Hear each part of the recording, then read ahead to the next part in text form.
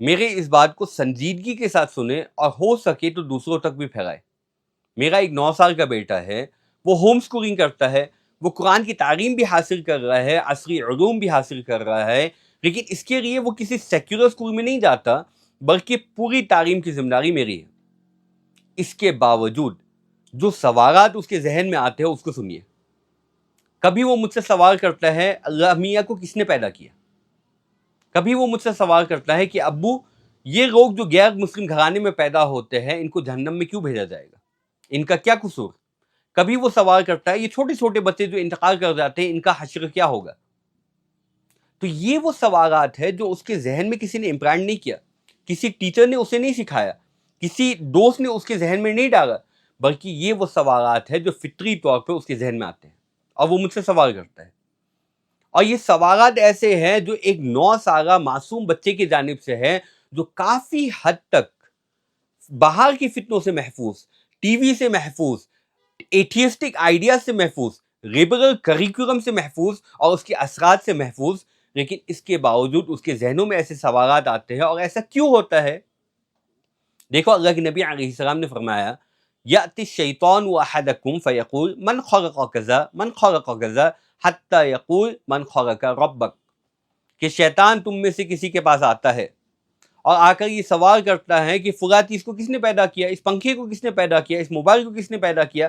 ہمارا جواب ہوتا ہے جس نے بنایا اسی نے پیدا کیا۔ پھر وہ سوال کرتا ہے جب ہر چیز کا بنانے والا کوئی ہے تو تمہارے رب کو کس نے پیدا کیا؟ وہ پہلے ان چیزوں کے بارے میں سوال کرتا ہے جس کے بارے میں تم علم رکھتے ہو، پھر ان چیزوں کی طرف لے جاتا ہے جس کا تم علم نہیں رکھتے اور عقل اس کا ادراک نہیں کر سکتی۔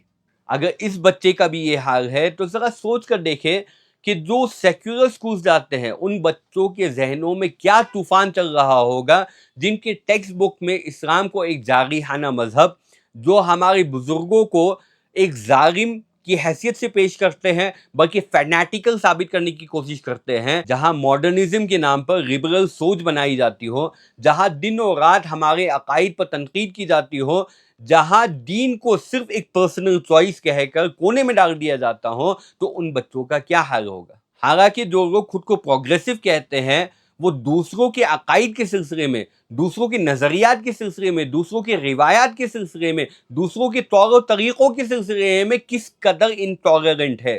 ایسے انوائرمنٹ کے اندر واللہ اگر ہم نے اپنے بچوں کی رہنمائی نہیں کی، اگر وقتاً فوقتاً ہم نے ان کی شبہات کا ازالہ نہیں کیا، وقتاً فوقتاً ہم نے اس کی اصلاح نہیں کی اور ہم نے ان کو نہیں سمجھایا، تو یقین مانیے ان کا ایمان محفوظ نہیں رہ سکتا۔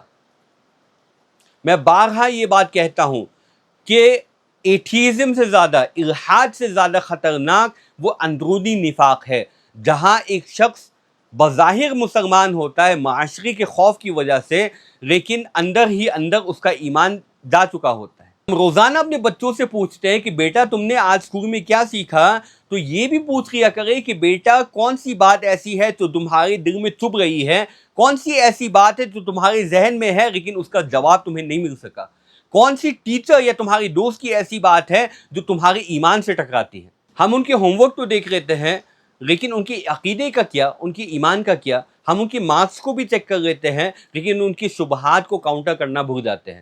پھر بھی ہم یہ امید کرتے ہیں کہ ہمارا بچہ انشاءاللہ آگے چل کر قائد بنے گا، وہ امت کی قیادت کرے گا، وہ دین کا حمایتی بنے گا، حالانکہ ممکن ہے کہ وہ اپنا ایمان بھی کھو بیٹھے۔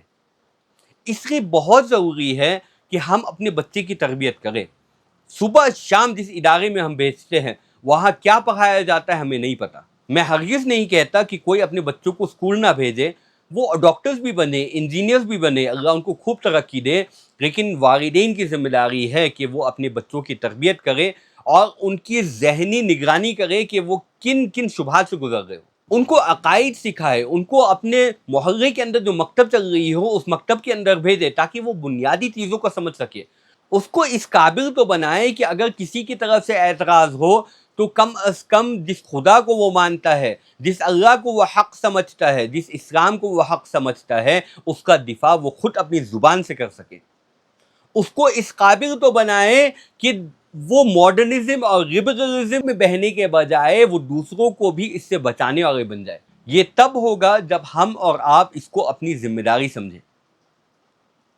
میں نے حال ہی میں جو ہے ایک کتاب لکھی تھی.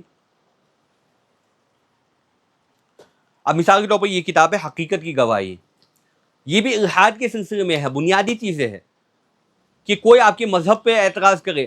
آپ جاب کرتے ہیں، کمپنی میں ہے، اور وہاں کوئی آپ سے سوال کرتا ہے یا پھر آپ سے کہتا ہے بھائی انسانیت سب سے بڑا مذہب ہے، یہ دین تو انسان کا بنایا ہوا دین ہے. ہزاروں سوالات آپ سے کیے جاتے ہیں اور آپ وہاں خاموش رہ جاتے ہیں.